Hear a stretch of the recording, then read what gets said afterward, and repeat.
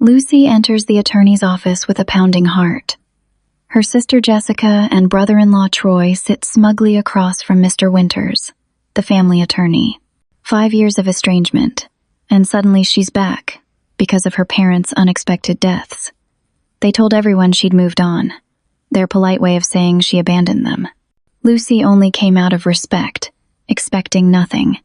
But when Mr. Winters looks up, recognition flashes in his eyes. "Actually," he says, glancing at his papers, "there's something very unusual here." Jessica's smile freezes. "I grew up in Lexington, Massachusetts, in a home that looked perfect from the outside. Our 5-bedroom colonial with its manicured lawn and heated swimming pool was the envy of the neighborhood. My parents, Eleanor and George Thompson, had built Thompson Real Estate Development from nothing into one of the most successful property companies in the Boston area. They were respected, admired, and deeply proud of their accomplishments. From my earliest memories, there was a clear difference in how my sister Jessica and I were treated. Jessica, 4 years older, was groomed to follow in our parents' footsteps. She had the business mind, they said. She understood numbers and negotiation. She had the Thompson instinct. I, on the other hand, was constantly reminded that I was the creative one, and it wasn't meant as a compliment. "Lucy, honey, that's a lovely photograph," Mom would say when I showed her my latest work, "but you can't build a future on pretty pictures." Dad would simply look disappointed and ask if I'd considered taking some business classes just as a backup. Despite the constant pressure, I pursued my passion for photography. I fell in love with capturing moments that told stories, the play of light on water, the genuine emotion on a subject's face. When I got accepted to the Rhode Island School of Design with a partial scholarship, I was ecstatic. My parents were not. "We could have gotten you into Harvard Business School," Dad said, shaking his head. "What a waste." Jessica and I had been close as children. She protected me from neighborhood bullies and taught me to ride a bike. But as we grew older, something shifted. Her attitude toward me changed around the time she met Troy Palmer during her junior year at Wharton. Troy came from money, old money that had mostly dried up. He was charming, ambitious, and had an eye for opportunity. He saw one in Jessica. By the time I graduated from art school, Jessica and Troy were engaged, and both working at Thompson Real Estate. I returned home for the graduation dinner. My parents insisted on throwing, more to save face with their friends than to celebrate my achievement. 4 years and $20,000 in tuition for a degree in taking pictures, Dad muttered as he poured himself a scotch. "At least your sister has made us proud." Jessica smirked from across the table, her diamond engagement ring catching the light. "Lucy just needs to find her way, Dad," she said with false sweetness. "Not everyone can handle the pressure of real business." I bit my tongue and focused on the steamed asparagus on my plate. Troy watched me with those calculating eyes of his, like he was assessing property values. After graduation, I struggled to build my photography business in Boston.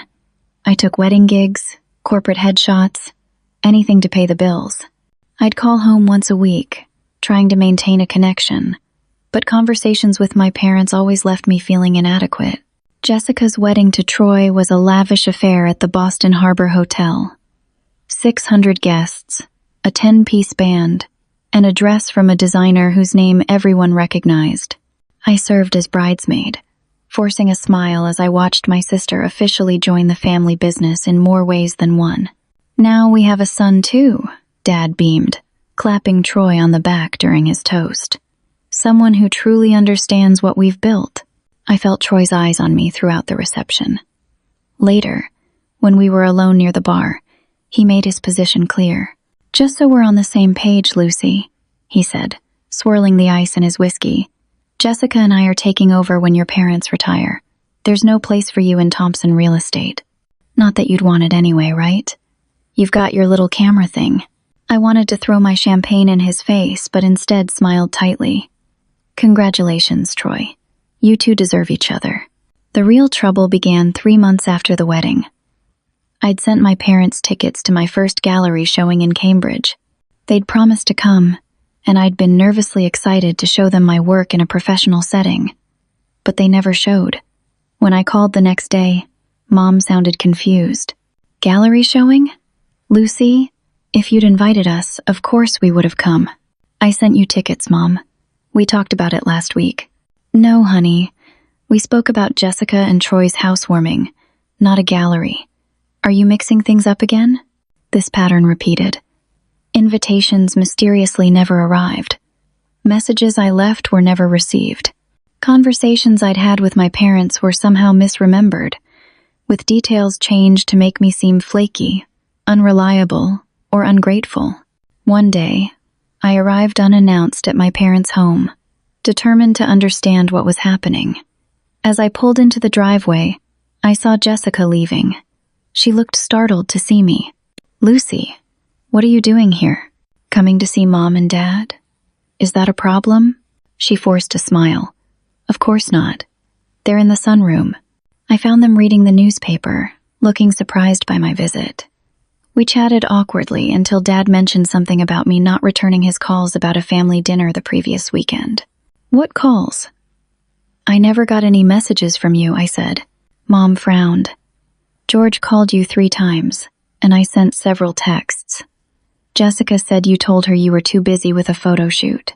Cold realization washed over me. I pulled out my phone and showed them my call history and messages. No calls from Dad.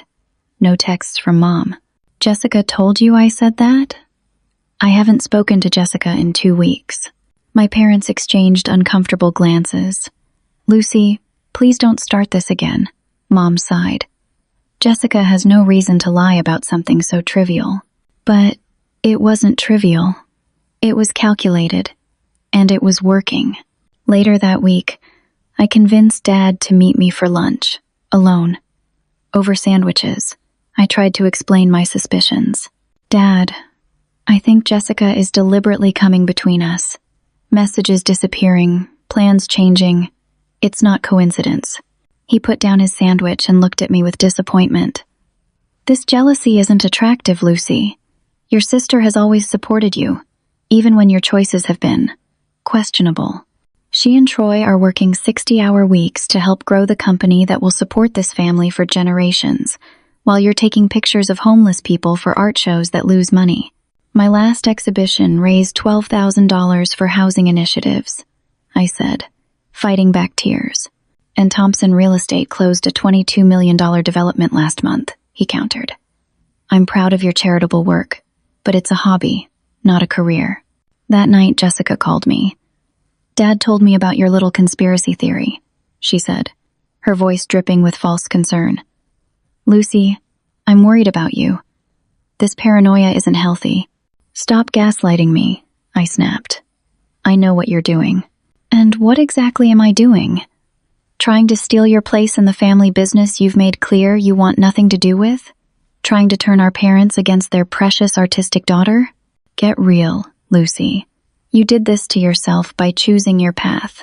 Nobody forced you to become the family disappointment." "I've never wanted the business, Jessica. I just want a relationship with our parents without you interfering." She laughed. "Let me make something crystal clear, little sister. I am their daughter now, the only one that matters. And when they're gone, you'll never see a penny of what they've built. Not 1 cent. That's what happens to people who abandon their family. This isn't about money. It's always about money," she said coldly. "You just haven't learned that yet." The next day, I packed my belongings and moved to Seattle. I needed 3,000 miles of distance to preserve my sanity. I called my parents to explain, but Jessica answered their home phone. "They're not interested in your dramatic goodbye," she said. "Just go." Whether that was true or another of her lies, I'll never know. What I do know is that over the next 5 years, I built a life for myself. My photography business grew steadily. I specialized in architectural photography, with a sideline in family portraits. I made friends, dated occasionally, and tried to heal from the family-shaped wound in my heart. I sent birthday cards, Christmas gifts, and occasional emails to my parents. Sometimes they responded with brief, formal messages. Mostly they didn't. According to mutual acquaintances, they told everyone I'd moved on from the family, their polite euphemism for abandonment. And then, on a rainy Tuesday in April, I got the call that changed everything. "Is this Lucy Thompson?" The unfamiliar male voice sounded formal, official. "Yes, this is Lucy. My name is Kevin Winters, from Winters & Associates Law. I'm your parents' attorney." He paused. "I'm very sorry to inform you that your parents, George and Eleanor Thompson, were involved in a boating accident on Sunday. They didn't survive. I'm deeply sorry for your loss." The phone nearly slipped from my fingers as the room tilted around me. Despite everything, they were my parents, and now they were gone. "There will be a funeral service this Friday in Boston," Mr. Winters continued gently, "and there are some legal matters to address afterward. Will you be able to attend?" 3 days later, I found myself on a plane to Boston, my mind swirling with conflicting emotions. Grief for the parents I'd lost, both 5 years ago and now permanently. Anxiety about facing Jessica and Troy. Guilt about the reconciliation that would never happen. Landing at Logan Airport felt surreal. The last time I'd been here was when I left, heartbroken and determined never to return. Now I was back, and nothing would ever be the same. I took a cab directly to my parents' house. The driver had to repeat twice that we'd arrived before I registered the familiar colonial facade. The flower beds were immaculate as always, tulips standing at attention like colorful soldiers. Dad had always loved his tulips. The front door opened before I reached it. Jessica stood in the doorway, wearing a black dress that probably cost more than 3 months of my rent. "Surprised you bothered to come," she said by way of greeting. "They were my parents too, Jessica." She looked me over, taking in my simple black pantsuit and carry-on luggage. "The guest room is made up. We expected you'd stay at a hotel." "I can if that's easier." "It's fine. Troy and I are staying in the master bedroom anyway." She turned and walked into the house, leaving me to follow with my bag.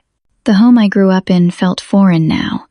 New furniture, different artwork on the walls. Even the smell was unfamiliar. Some expensive candle rather than Mom's preferred lilac air freshener. "The funeral is at 10 tomorrow morning at Street Marks," Jessica said over her shoulder as she led me upstairs. "Family will sit in the front row. Try to be on time."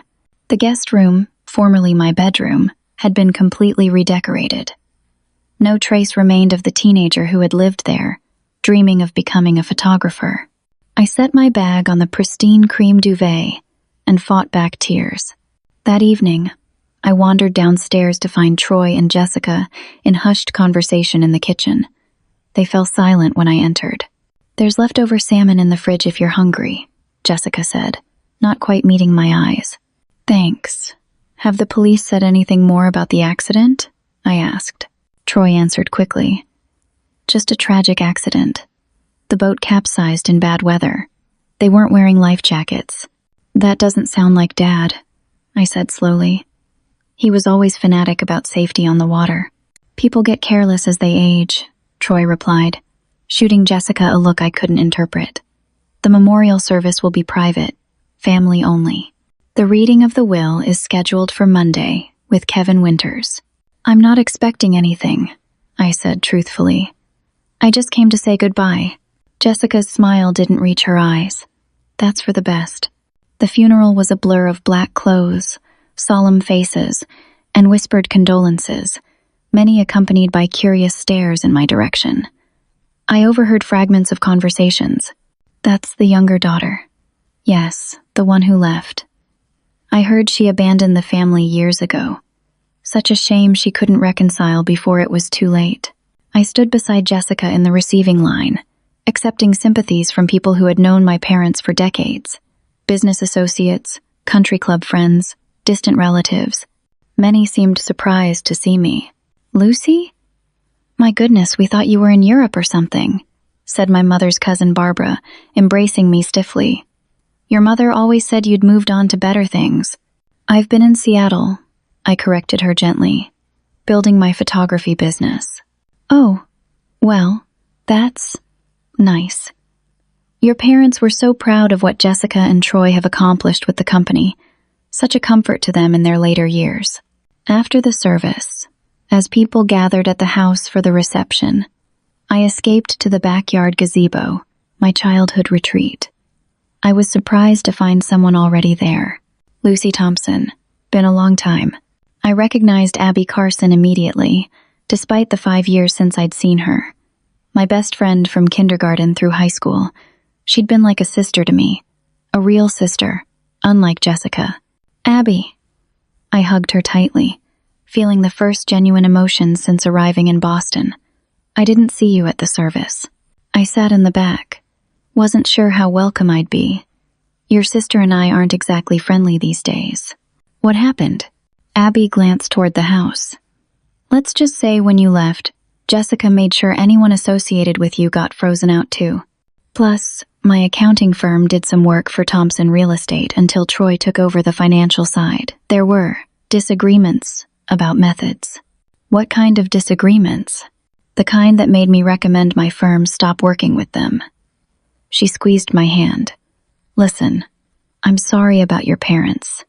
Despite everything, I know you loved them. Thanks. I blinked back tears. It feels strange being back. Everything's different. Not everything. She smiled. Want to get coffee tomorrow? Catch up properly? I'd love that. Returning to the house, I overheard a conversation from the study. Jessica and Troy's voices, tense and urgent. Are we sure everything's covered? Jessica was saying. The timeline doesn't make sense. Stop worrying, Troy replied. We've taken care of it. Once the will is read on Monday, it's done. Now we just need to finish clearing things out before... They fell silent as I deliberately let a floorboard creak beneath my foot. When I entered the study, they were standing on opposite sides of the room, Troy examining a paperweight with sudden fascination. Sorry to interrupt, I said. I was looking for the bathroom. Down the hall on the right, Jessica said sharply. Though you should remember that from living here for 18 years. The house seems different now. We've made improvements, Troy said, setting down the paperweight. Your parents gave us pretty free rein to modernize things over the past few years. The company's done well under our management. I nodded and left them to their secrets. Whatever they were hiding, I intended to find out. That night, unable to sleep, I explored the house quietly. Most of my parents' personal items seemed to have vanished, replaced by generic decorative objects that could have been from any high-end home store. Their photographs, including those I had taken, were gone from the walls. It was as if Jessica and Troy had been systematically erasing any trace of the past. In Dad's office, now clearly Troy's domain from the golf trophies and modern art, I searched the desk drawers. Nothing personal remained. As I was about to leave, I noticed a small photograph that had fallen behind the filing cabinet. I fished it out, a family picture from my high school graduation. On the back, in my father's handwriting, the Thompsons, 2012. Trust no one. A chill ran through me. What had been happening in this house? The next morning, as I was leaving to meet Abby, Martha, the housekeeper who had worked for my parents for over 20 years, caught me by the door. Miss Lucy, she whispered, glancing nervously toward the stairs. I'm so sorry about your parents. They loved you very much. Thank you, Martha. It's good to see you. She pressed a folded piece of paper into my hand. Your father asked me to give you this if anything ever happened to them. I've been keeping it safe. Don't let Miss Jessica know. Before I could ask questions, she hurried away as Jessica's footsteps sounded on the stairs. I quickly pocketed the paper. Going somewhere? Jessica asked, eyeing my purse. Meeting an old friend for coffee. Her eyes narrowed. Be back by 3. We need to go through some paperwork before tomorrow's will reading. At the coffee shop, Abby and I found a quiet corner table. As soon as we sat down, I unfolded Martha's note. In my father's familiar handwriting, Lucy, if you're reading this, something has gone very wrong. Check the boat. Love, Dad. What does that mean? Abby asked, reading over my shoulder. I don't know.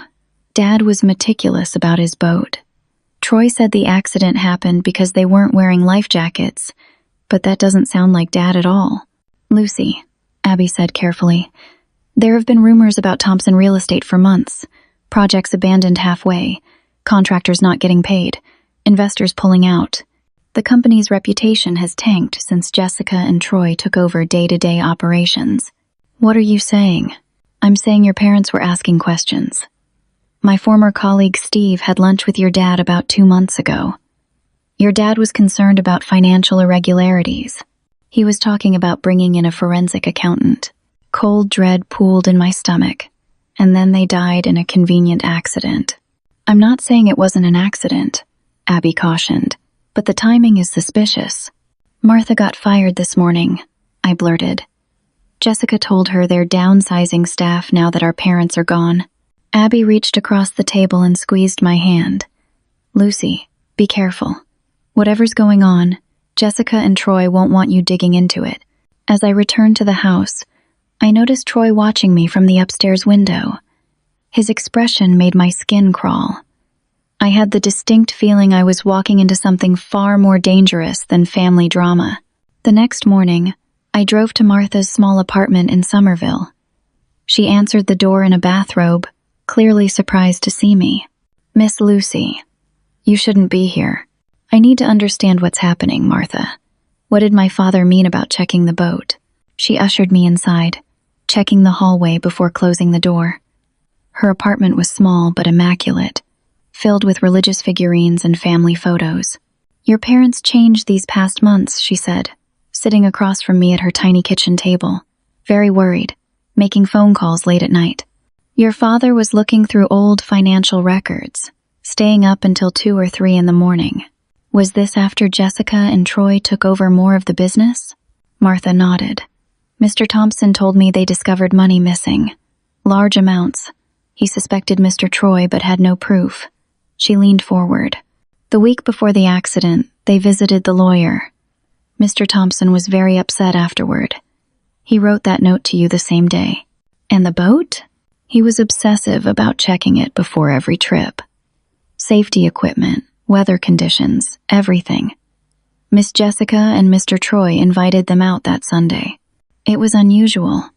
They rarely took your parents anywhere. Do you know where the boat is now? Police impounded it for the investigation. But your father kept the maintenance records in his den, in the locked cabinet. The key is. She paused. The key was on his keychain. I thanked Martha and promised to stay in touch. My next stop was to find my parents' longtime attorney, Kevin Winters. His office told me he was on vacation, but would be back for the will reading. According to the receptionist, he had left rather suddenly the day after my parents died.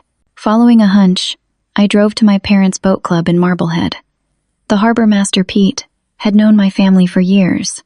Lucy Thompson, heard you were back in town. So sorry about your folks. Thanks, Pete. I'm trying to understand what happened.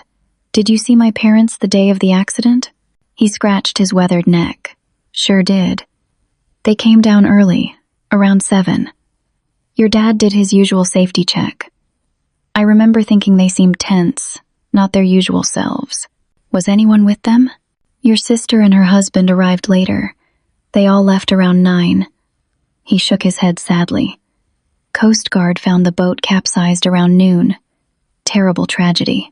Pete, did my dad ever mention concerns about the boat? Maintenance issues? He frowned. Not specifically, but he did ask me to keep an eye on who accessed the boat when he wasn't around. Said he thought someone had been on it without permission. I installed a trail camera for him. Wildlife camera with motion detection. Battery operated. My pulse quickened. Was the camera on the boat when it capsized? Don't think so. He usually mounted it when the boat was docked, removed it before trips. Check the equipment locker. He pointed to a row of storage units near the dock. In my parents' locker, beneath life vests and fishing gear, I found a small waterproof case. Inside was the camera. With trembling fingers, I removed the memory card. Back in my rental car, I viewed the images on my laptop. Mostly empty frames triggered by wind or birds. Then, 2 days before the accident, at 1:43 in the morning, a figure in dark clothing boarding the boat. The person wore a baseball cap pulled low, face not visible. But I recognized Troy's distinctive NYU ring catching the security light as he opened the engine compartment. My blood ran cold. This wasn't just about inheritance or the company. This was potentially murder. I needed allies. I called Abby and arranged to stay at her place rather than returning to my parents' house. Then I searched for Frank Nelson, my father's oldest friend and original business partner. Frank had sold his stake in the company 3 years earlier, something that had surprised everyone given their decades-long partnership. I found Frank at his retirement condo in Brookline. He looked older than I remembered, his once robust frame now stooped and thinner. "Lucy," he said, surprised to find me at his door. Come in, come in. I wanted to attend the funeral, but my health hasn't been good. I sent flowers." "Thank you, Frank. I'm sorry to drop in unannounced, but I need to understand what happened with the company. Why did you sell your share to Jessica and Troy?" His expression darkened. "I didn't have much choice. There were irregularities in the books, projects costing more than budgeted, money disappearing, clients complaining about corners being cut. When I raised concerns, Troy produced documentation showing I'd approved everything, signatures on papers I'd never seen." "He forged your signature?" "I believe so, but couldn't prove it. Then came the threats, subtle at first, then not so subtle. My granddaughter's car vandalized, break-in at my daughter's house. Nothing could be traced back to them, of course. So you sold your share and walked away." He nodded miserably. "Your father didn't believe me at first. Troy had him convinced I was having memory problems. But about 3 months ago, George called me, said he'd found something in the financial records, needed my help to understand what it meant. We met secretly several times." His voice broke. "The last time I saw him was 2 weeks before he died. He said he had proof, was going to confront them, and fix everything. I showed him the photograph of Troy at the boat. I think they might have sabotaged the boat." Frank paled. "You need to take this to the police." "I will. But first, I need more evidence. Jessica and Troy have been running the narrative that I'm the unstable, jealous sister who abandoned the family." Frank shuffled to his desk and returned with a flash drive. "Your father gave me this for safekeeping. Said if anything happened to him, I should make sure the right people got it. I think he meant you, Lucy." The drive contained hundreds of financial documents, evidence of systematic embezzlement and fraud. Troy and Jessica had been siphoning millions from Thompson Real Estate, driving it toward insolvency while enriching themselves. They'd created shell companies, fake invoices, ghost employees. They'd even taken out loans against company assets without proper authorization. The most damning document was dated just 3 weeks earlier. My father had hired a forensic accountant who had prepared a preliminary report confirming his suspicions. The report was scheduled to be finalized the Monday after they died. I was in way over my head. I contacted Detective Sarah Sawyer at the Boston Police Department, who had been assigned to the boating accident investigation. "We classified it as an accident based on Coast Guard findings," she explained when I met her at the station. "But the investigation technically remains open." I showed her everything. The financial documents, the trail camera photos, the note from my father, the statements from Martha and Frank. Detective Sawyer examined each item carefully. "This is concerning, Miss Thompson. The financial crimes are clear, but connecting them to your parents' deaths is more difficult. We'll need to examine the boat more thoroughly, looking specifically for tampering. What about the will reading tomorrow?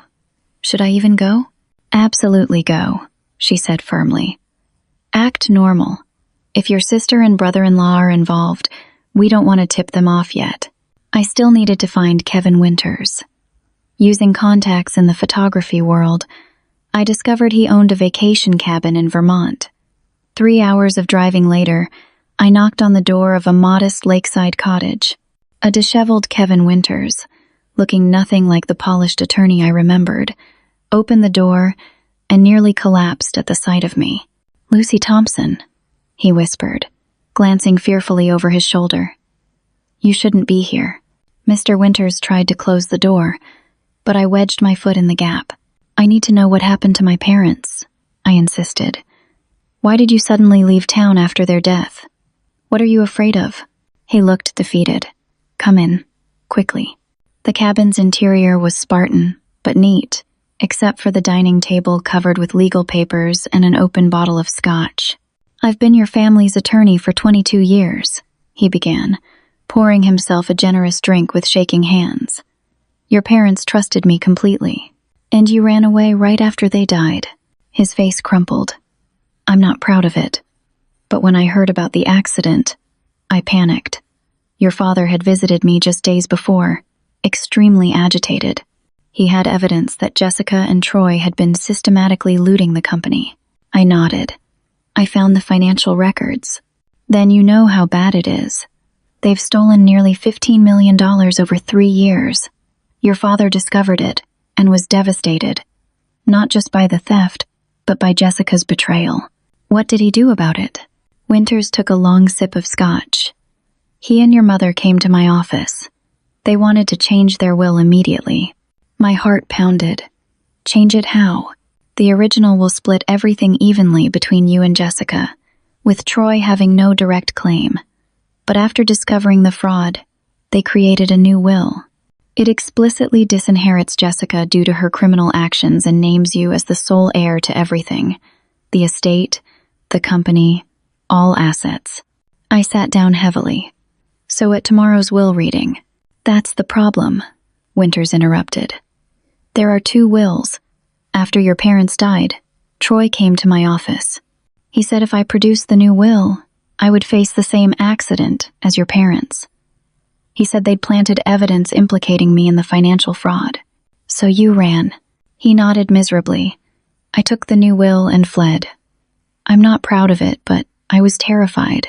"Do you have proof my parents signed this new will legally?" A slight smile crossed his face. "I always videotape will signings. Professional habit. I have it on my secure server, along with the will itself." Hope surged through me. "Mr. Winters, tomorrow at the will reading, I need you to present the real will, the new one. They'll claim it's a forgery." "Not if we have video evidence. And I have proof they've been stealing from the company and may have sabotaged my parents' boat." I leaned forward. "Help me get justice for my parents." He stared into his glass for a long moment, then straightened his shoulders. "Your father was the most honest man I ever knew. He deserved better than this." He looked up at me with newfound resolve. "I'll do it."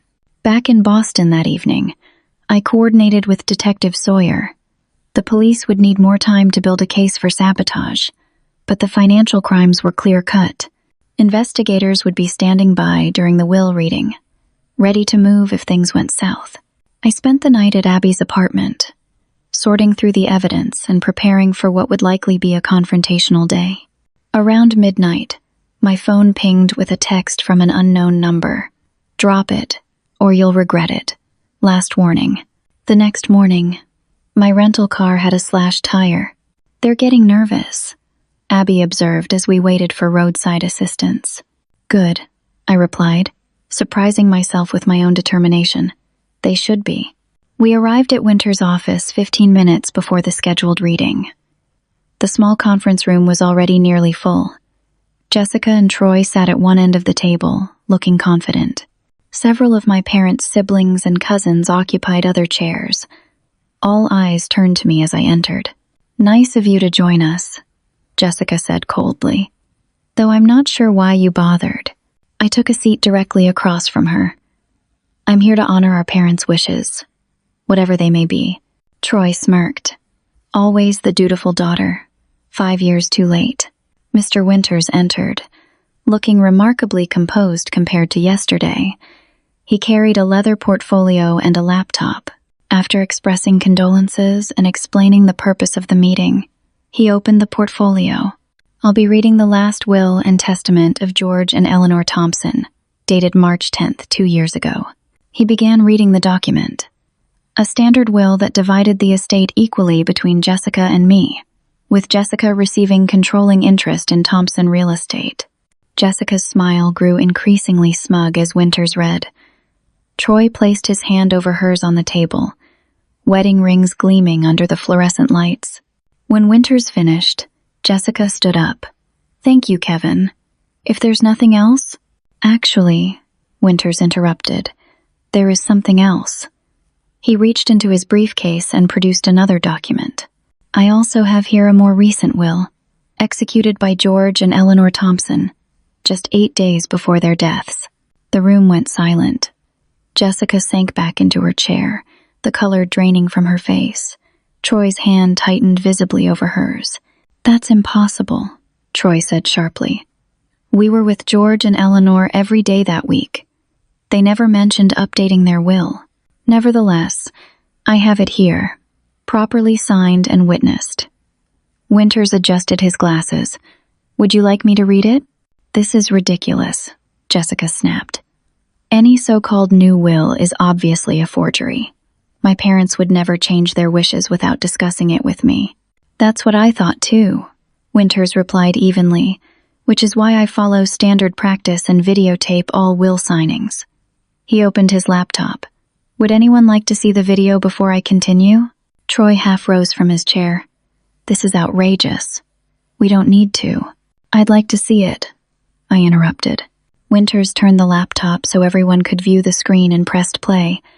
My parents appeared, looking solemn but determined. They clearly stated they were of sound mind and under no duress. They explained they were making this change due to deeply disturbing discoveries about financial improprieties and betrayal of trust. As the video continued, Jessica's face contorted with rage. Troy was frantically texting under the table.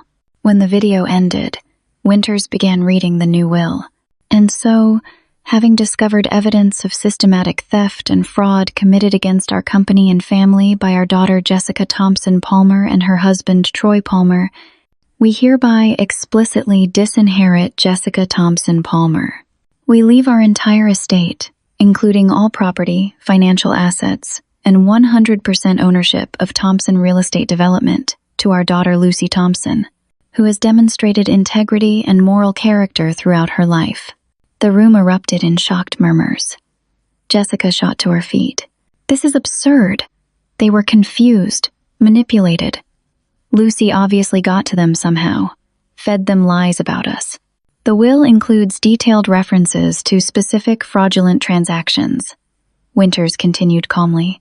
Your parents discovered you had stolen approximately $15 million through various shell companies and fraudulent contracts. Absolute nonsense, Troy declared, standing beside Jessica. This will is an obvious fraud. We'll contest it immediately. You're welcome to try, Winters replied. But I should mention that the Boston Police Department has been investigating these financial irregularities. In fact, the conference room door opened, and Detective Sawyer entered with 2 uniformed officers. Jessica Thompson Palmer and Troy Palmer, Sawyer said, holding up her badge. I'm Detective Sarah Sawyer. We have some questions regarding the financial management of Thompson Real Estate Development.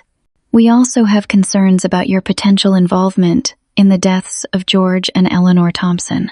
Jessica's face went from red to white in seconds. This is a mistake. We've done nothing wrong. The forensic team has completed a thorough examination of your parents' boat, Sawyer continued. They found evidence of tampering with the steering mechanism, tampering that matches the time you were photographed boarding the boat without authorization 2 nights before the accident. Troy lunged toward the conference table, grabbing for Winters' laptop. You can't prove anything. One of the officers intercepted him, pinning his arms behind his back. Jessica backed toward the door, only to find the second officer blocking her path. This is Lucy's fault, she hissed, pointing at me. She abandoned the family, then came back and poisoned our parents against us. She manipulated them. Actually, I said, finding my voice at last, I have the evidence Dad collected before he died. Bank records, forged signatures, shell companies, everything. He trusted Frank to keep it safe for me. Troy's composure finally cracked completely. It was all Jessica's idea. She said her parents would never notice the missing money. I just went along with it.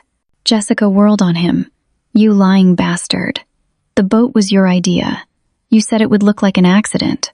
The officers moved quickly to separate and restrain them both as they turned on each other, years of secrets and lies erupting in a poisonous flood. As they were led away in handcuffs, still hurling accusations at each other, I sat in stunned silence. My parents were gone forever. Nothing could bring them back.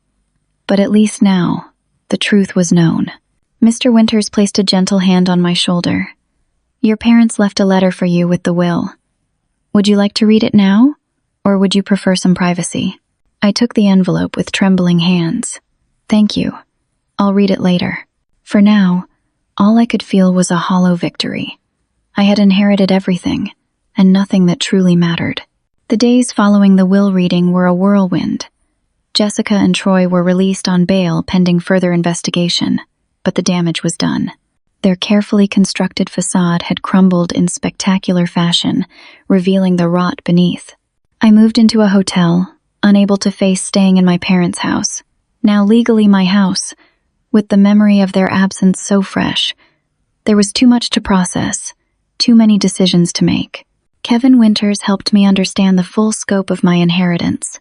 Beyond the family home and personal assets, I now owned Thompson Real Estate Development, a once thriving company that Jessica and Troy had driven to the brink of collapse. The company's reputation has taken a significant hit, Kevin explained over lunch at a quiet bistro. Several projects are half completed with contractors who haven't been paid. There are angry investors and pending lawsuits. Can it be saved? I asked. With the right leadership and a significant investment of capital, possibly. Your parents built something solid.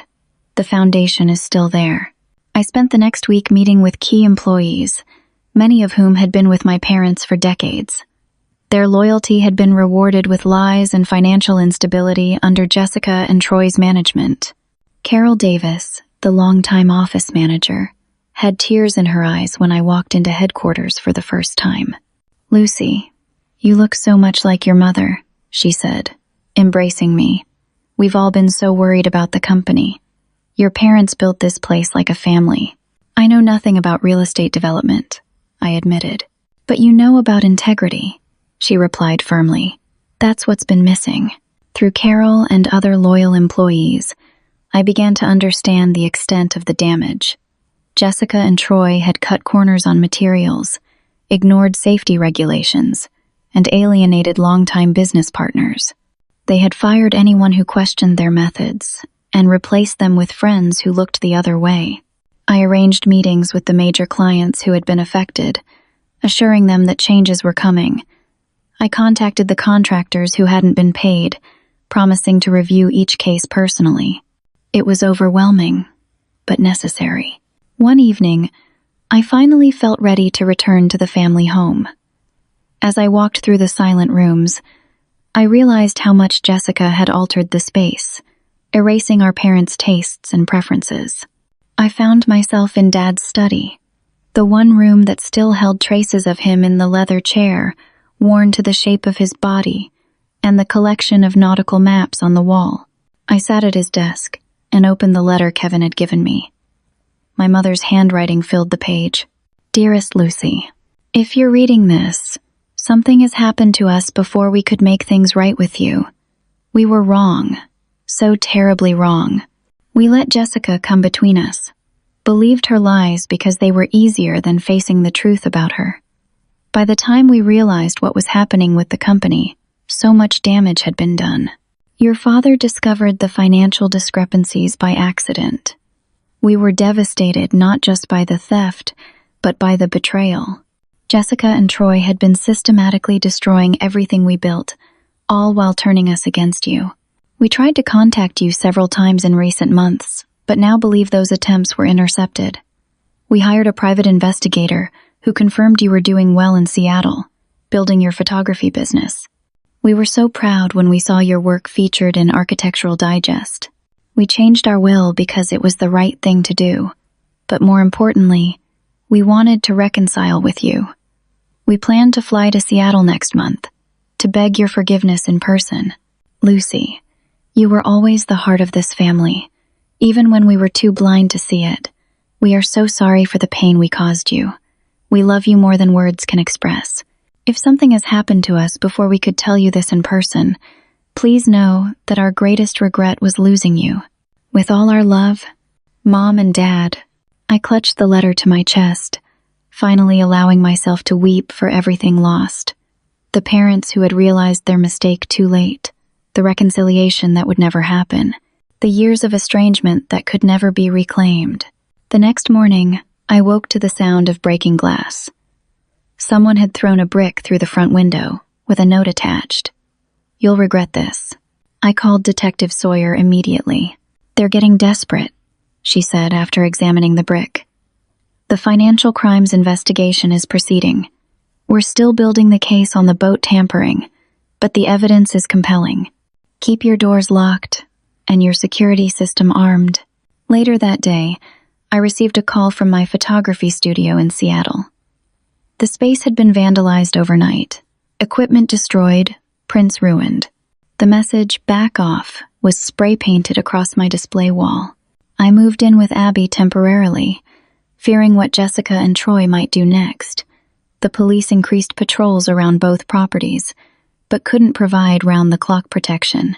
"We need to draw them out," I told Abby one evening. "They're clearly willing to escalate the intimidation. I'm afraid of what they might do next." "What are you thinking?" "I'm going to call a company-wide meeting at Thompson Real Estate. Announce that I'm taking over as CEO and implementing a full financial audit of all projects from the past 3 years." "Is that safe?" Abby asked worriedly. "Detective Sawyer will have plainclothes officers present. We need Jessica and Troy to make a mistake." The meeting was scheduled for 9 the next morning. I spent the night reviewing company files, preparing my remarks, and trying to calm my nerves. This wasn't the life I had chosen, but it was the responsibility I had inherited. As I stood at the front of the conference room, facing 40 concerned employees, I felt oddly calm. These people had trusted my parents. Now they were looking to me for leadership. "Thank you all for coming," I began. "As you know, Thompson Real Estate Development is facing serious challenges. My sister and brother-in-law betrayed not just my parents, but all of you. They stole from this company, damaged its reputation, and put projects at risk." Murmurs of agreement rippled through the room. "Starting today, we're conducting a complete financial audit of all projects from the past 3 years. We need to understand exactly what happened before we can fix it. This may be uncomfortable. Some of you may have been asked to participate in activities that weren't above board. I'm offering amnesty to anyone who comes forward voluntarily with information." The conference room door slammed open. Troy stood in the doorway, face flushed with anger. "This is ridiculous," he shouted. "You have no right to come in here and take over. You know nothing about this business." Security moved toward him, but I held up my hand. "I own 100% of Thompson Real Estate now, Troy." The will was clear. "A will your parents were manipulated into signing," he spat. "We built this company while you were off playing with your camera. You abandoned your family.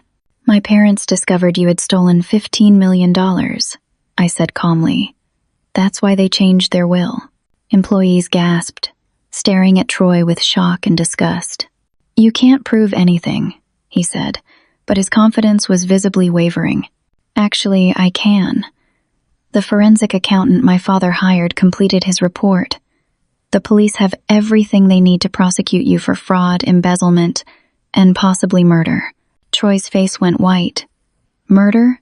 That's insane. It was an accident. The boat was tampered with. There's video of you on the boat 2 nights before the accident." He backed toward the door. "Jessica said it would look natural. She said they were going to cut us out. It was her idea." A collective gasp went through the room as Troy inadvertently confessed. He realized his mistake too late. The plainclothes officers moved in, identifying themselves. "Troy Palmer, you're under arrest for the murders of George and Eleanor Thompson." As they led him away, my phone rang. It was Detective Sawyer. "We just picked up Jessica trying to board a flight to Belize with fake identification and nearly $2 million in bearer bonds. She had a one-way ticket." I felt a weight lift from my shoulders. So it's over? The investigation continues. But yes, the immediate threat is over. They're both in custody without bail this time. They won't be going anywhere. That night, alone in my hotel room, I finally opened a bottle of wine my father had been saving for a special occasion. I toasted my parents, wishing we'd had the chance to reconcile. But in their final act, they had recognized the truth and tried to make amends.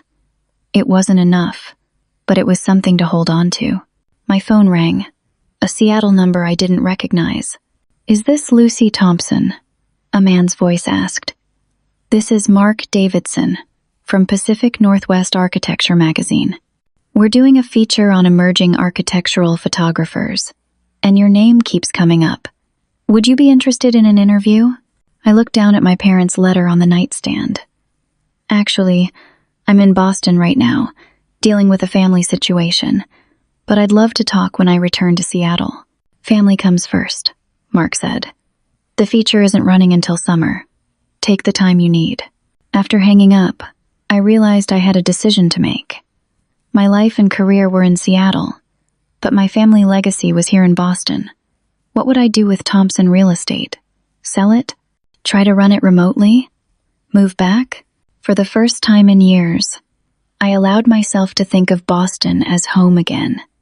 Not the home of painful memories and rejection, but the home my parents had built with love before things went wrong. The home they had, in the end, wanted to share with me again. Whatever I decided, I knew one thing for certain. I would honor their legacy by rebuilding what Jessica and Troy had tried to destroy. Not just the company, but the values it had once stood for. 1 month after Jessica and Troy's arrests, I stood in the lobby of Thompson Real Estate Development, watching contractors install a new sign. The company logo remained the same, my father's design from 30 years earlier, but underneath, new words appeared, "Building with integrity."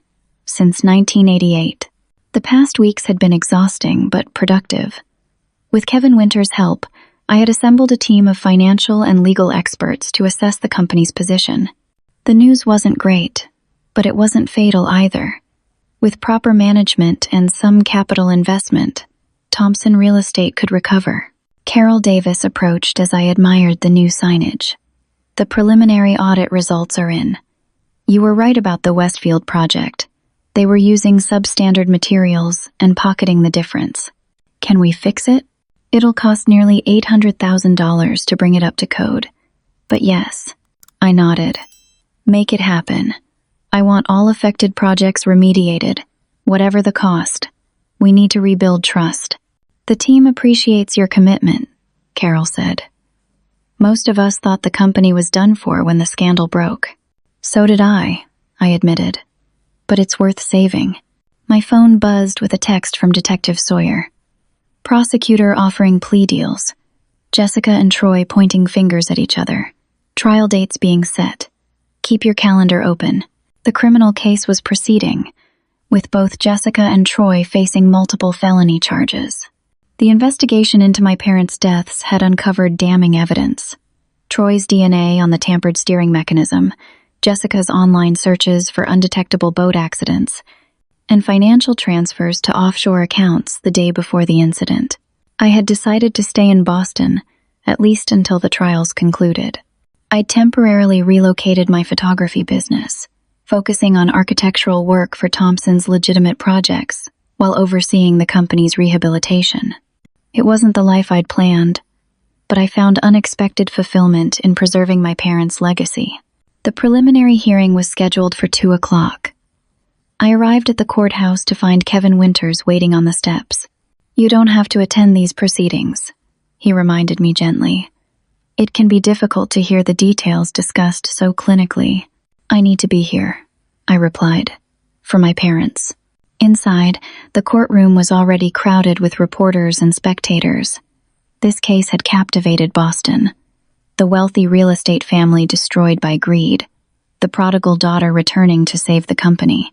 I'd declined all interview requests, but that hadn't stopped the speculation. Jessica and Troy entered separately, each with their own attorney. They pointedly ignored each other, sitting at opposite ends of the defense table. Jessica had lost weight, her designer clothes hanging loosely on her frame. Troy's confident swagger was gone, replaced by nervous glances around the courtroom. The prosecutor, Diane Mendez, outlined the state's case succinctly. Your Honor, the Commonwealth will prove that the defendants, Jessica Thompson Palmer and Troy Palmer, engaged in a systematic scheme to defraud Thompson Real Estate Development of approximately $15 million over a 3-year period. When the victims, George and Eleanor Thompson, discovered this fraud, the defendants conspired to eliminate the threat to their criminal enterprise by sabotaging the victims' boat, resulting in their deaths by drowning. Jessica's attorney argued that she was merely following her husband's lead, unaware of the extent of the financial crimes. Troy's lawyer claimed he acted under duress, afraid of his wife's temper and connections. They were already turning on each other, just as Detective Sawyer had predicted. The judge set a trial date for 3 months later and denied bail modifications. As the defendants were led away, Jessica finally looked in my direction. The hatred in her eyes was palpable. Don't let it get to you, Kevin said as we left the courthouse. She's desperate and looking for someone to blame. The following weeks brought a flurry of legal maneuvers. Troy's attorney approached the prosecutor with an offer. His client would testify against Jessica in exchange for leniency. Jessica's lawyer countered with a similar offer. The prosecutor played them against each other, extracting increasingly detailed confessions. Meanwhile, I continued working to stabilize the company. I hired back several experienced employees who had left during Jessica and Troy's tenure, including Martin Chen, my father's trusted project manager. Your father would be proud, Martin told me after a successful meeting with previously alienated investors. You've got his integrity and your mother's determination. I'm still learning, I admitted, but I'm trying to honor their vision. 2 weeks before the trial was set to begin, Kevin called with unexpected news. The prosecutor has reached plea agreements with both defendants. No trial. What? They're getting away with it? Far from it. They're both pleading guilty to multiple felonies. Troy is getting 25 years for second-degree murder and financial crimes. Jessica is getting 20 years. Neither will be eligible for parole for at least 15 years. I felt a complex mixture of emotions. Relief that I wouldn't have to endure a trial, disappointment that there wouldn't be a public reckoning, but mostly a sense of closure. So it's over. Almost, Kevin said. There's one more thing. The prosecutor wants victim impact statements at the sentencing hearing. Would you be willing to speak? The question caught me off guard. What could I possibly say to the sister who had destroyed our family? To the brother-in-law who had helped murder our parents? I'll think about it, I promised. The night before the sentencing hearing, I sat in my father's study, my study now, reading through old family photos and letters. I found a picture of Jessica and me as children, building a sandcastle on Cape Cod. We were smiling, our arms around each other. What had happened to that sister? Had she always harbored such darkness, or had it grown over time, nurtured by jealousy and greed? I thought of my parents, how they had realized their mistake too late, of the reconciliation we never got to have, of the years wasted on estrangement and misunderstanding. The next morning, I dressed carefully in a suit my mother would have approved of. The courtroom was even more crowded than before, filled with company employees, family friends, and reporters eager to witness the final chapter of this tragic story. Jessica and Troy were brought in separately, each shackled and wearing prison jumpsuits. Neither looked at the other. They had turned from co-conspirators to bitter enemies, each blaming the other for their downfall. After the formal proceedings and statements from the attorneys, the judge asked if I wished to speak. I approached the podium, my prepared statement in hand. Your Honor, my name is Lucy Thompson. George and Eleanor Thompson were my parents. Thompson Real Estate Development was their life's work, built on principles of honesty and fair dealing. I glanced at Jessica, who stared stonily ahead, and at Troy, who studied the floor. The financial crimes committed against their company were a betrayal of everything they stood for. But the greater crime was the betrayal of family trust. My sister Jessica, My voice caught unexpectedly. I took a breath and continued. My sister was once someone I looked up to, someone who taught me to ride a bike and defended me from bullies. Somewhere along the way, she lost sight of what truly matters. Money and power became more important than family, than integrity, than human life. Jessica's composure cracked slightly. A single tear slid down her cheek. My parents discovered the truth about the fraud and tried to make it right. For that, they paid with their lives. In their final days, they also tried to reconcile with me after years of estrangement caused by Jessica's manipulation. That reconciliation will never happen now. I looked directly at Jessica. I've spent weeks trying to understand how my own sister could do this. I wanted to hate you, Jessica. Part of me still does. But mostly, I pity you. You had everything. Family who loved you, a successful business, respect in the community, and you threw it all away for more money than you could ever need. I turned to the judge. Your Honor, no sentence can bring back my parents or repair our broken family, but justice demands accountability for these actions. I trust the court to impose a sentence that reflects the severity of these crimes and prevents the defendants from harming others in the future. As I returned to my seat, I caught Jessica's eye. For a brief moment, I saw something there beyond hatred and blame, perhaps a flicker of remorse, or simply the recognition of all she had lost. The judge imposed the agreed-upon sentences, 25 years for Troy, 20 for Jessica. As they were led away, neither looked back. Outside the courthouse, reporters clamored for comments. I simply stated, "Justice has been served. Now the healing can begin." Kevin walked me to my car. That was a powerful statement, Lucy. Compassionate but unflinching. I needed them to know that they failed, I said. They tried to destroy everything my parents built. The company, our family name, my relationship with our parents. But in the end, truth prevailed. What will you do now? Return to Seattle? I thought about the question that had been weighing on me for weeks. No, I'm staying in Boston. Thompson Real Estate needs leadership that honors my parents' values. And I've realized I can incorporate my photography into the business, documenting projects, creating marketing materials that showcase the craftsmanship and quality. Kevin smiled. George and Eleanor would be very proud. That evening, I hosted a small gathering at the family home. Key employees, old family friends, people who had stood by me during the difficult months since my return. We raised glasses in memory of my parents and to the future of the company they had built. As guests mingled in the living room, Frank Nelson, my father's old partner, approached me with a warm smile. You've accomplished something remarkable, Lucy. You've not only saved the company, but restored its soul. I couldn't have done it without help, I acknowledged. From you, from Kevin, from everyone who believed in what Thompson Real Estate should stand for. Your parents knew what they were doing when they named you Heir, Frank said. They recognized in you the same qualities they valued most: integrity, compassion, and determination. I just wish we'd had the chance to reconcile in person. He squeezed my hand gently. They knew who you really were, Lucy. In the end, that's what matters.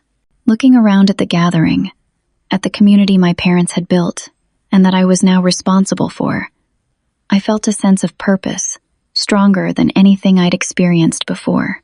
The path forward wouldn't be easy, but it would be meaningful. I had walked back into my family's story at its darkest moment, but against all odds, I had reclaimed not just my inheritance, but my place in the narrative. The next chapter would be written on my terms, honoring the past while building something new. 1 year after the sentencing hearing, I stood on the rooftop terrace of the Thompson, our newest completed project, an affordable housing development in a previously neglected neighborhood. The spring sunshine warmed my face as I surveyed the property with pride. 62 units of high-quality, sustainable housing for moderate-income families, built to the exacting standards my father had always insisted upon. The first residents move in next week, Martin said, joining me at the railing. We're already fully leased with a waiting list. Any construction issues? Nothing significant. Came in under budget and 2 weeks ahead of schedule. I smiled. Dad would have loved that. The past year had been transformative. After the trials concluded, I had fully committed to rebuilding Thompson Real Estate Development. The process hadn't been easy. Restoring the company's reputation required transparency, accountability, and a clear vision for the future. We had settled all lawsuits, compensated affected parties, and rebuilt relationships with contractors and investors. I'd instituted new financial controls and ethical guidelines, ensuring that what happened under Jessica and Troy's leadership could never happen again. More personally, I had finally made peace with my parents' house. Instead of selling it or preserving it as a mausoleum, I'd renovated it to reflect both their tastes and mine, keeping what mattered most while making it my own. The formal dining room where I'd endured so many uncomfortable family dinners was now a gallery showcasing my photography alongside works by other local artists. Martha had returned as housekeeper, bringing warmth and continuity to the home. She often shared stories about my parents that helped me understand them better. Their hopes, their regrets, their pride in the business they'd built. Your mother kept every article about your photography shows, Martha told me one day as we sorted through belongings. She had a scrapbook hidden in her closet. Jessica never knew about it.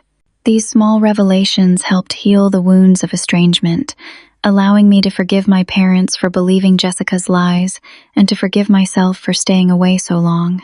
The company had undergone its own transformation. While maintaining the core real estate development business, I had expanded our focus to include more affordable housing and sustainable building practices. My background in architectural photography gave me a unique perspective on design and presentation that differentiated us in the market. Abby had joined the company as CFO, her accounting expertise proving invaluable in restructuring our finances. Frank Nelson came out of retirement to serve as an advisor, providing historical context and wisdom when needed. I'd also established the Thompson Foundation, dedicated to housing initiatives for vulnerable populations. 20% of company profits now funded projects that would never have met my sister's strict return on investment requirements, but aligned perfectly with my parents' original vision. As Martin and I conducted our final inspection of the Thompson, my phone rang. It was Kevin Winters. "Lucy, I've just received notice that Jessica is requesting a meeting with you.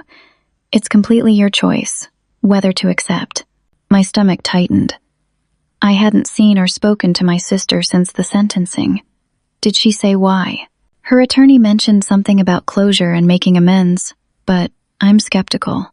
You don't owe her anything. "I'll think about it," I promised, though my instinct was to refuse.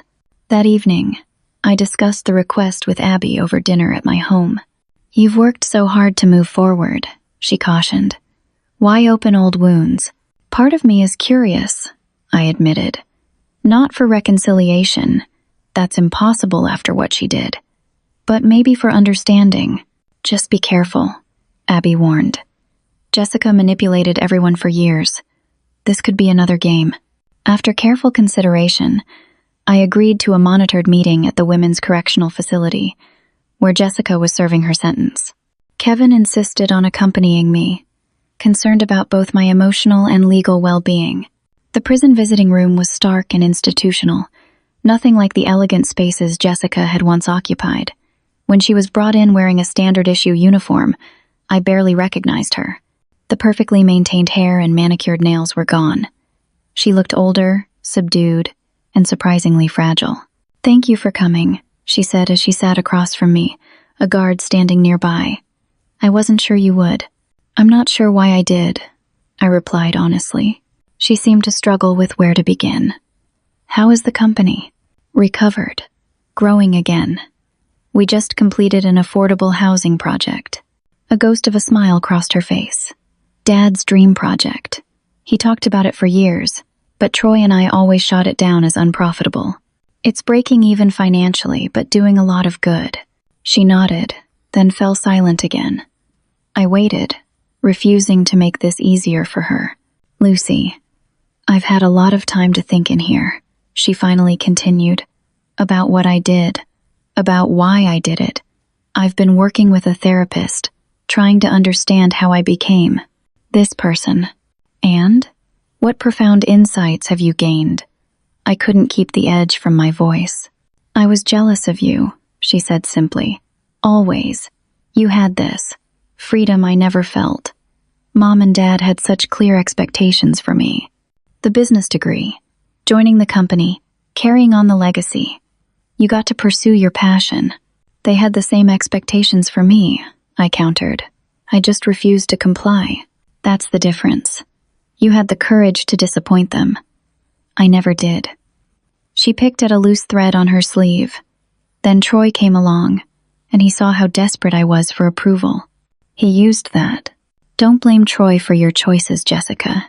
You were a willing participant. I know. I'm not excusing what I did. Nothing can excuse it.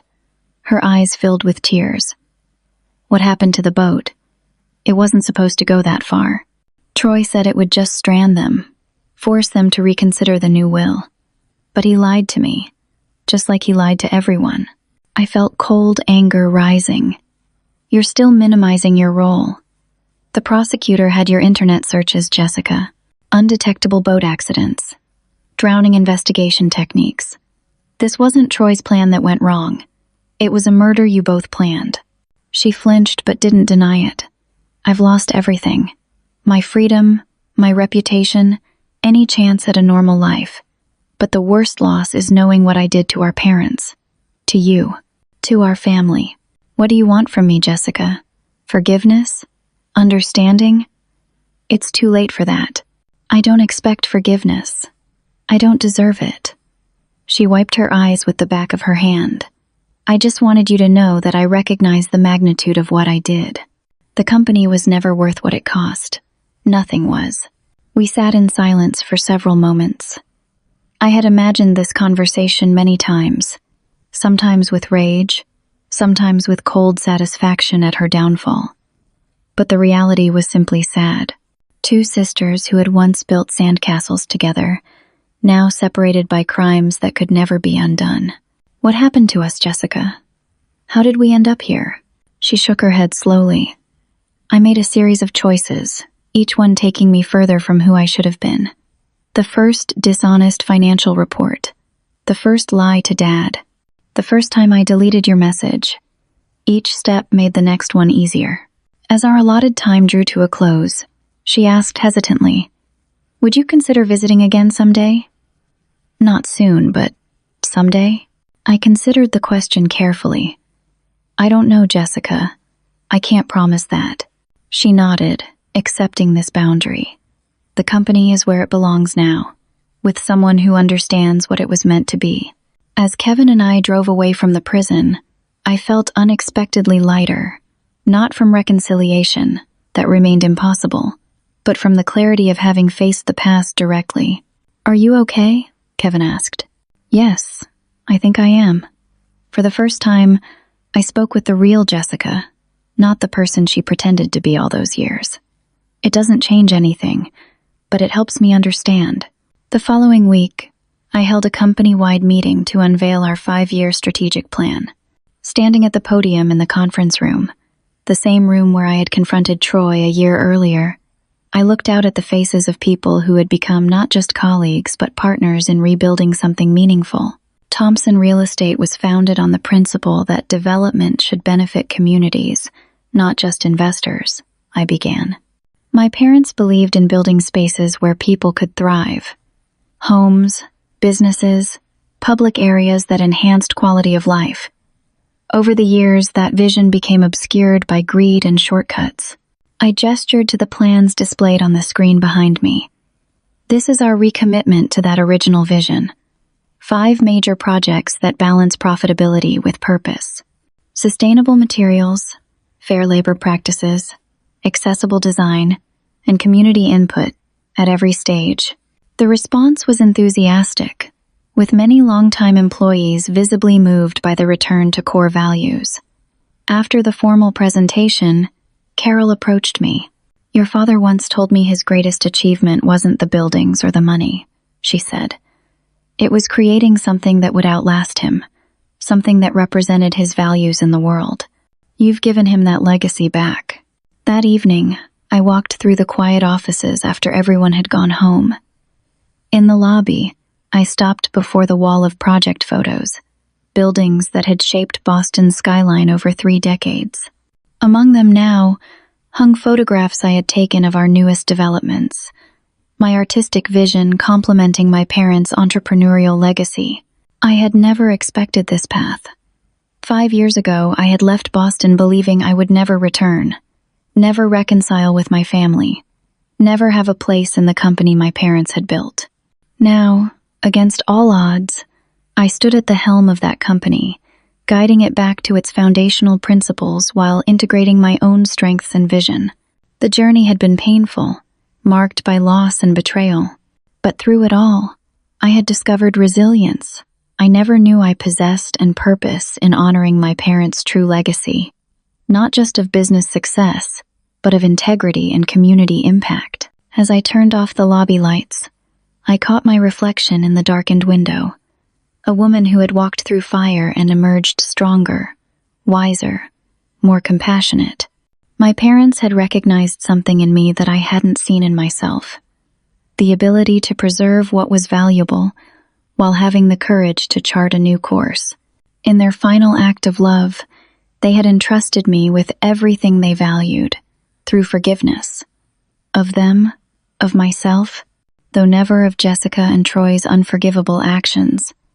I had found the strength to accept that trust and transform it into something even more meaningful than what had been lost. The real inheritance wasn't the property or the company. It was the chance to redefine what family legacy truly means.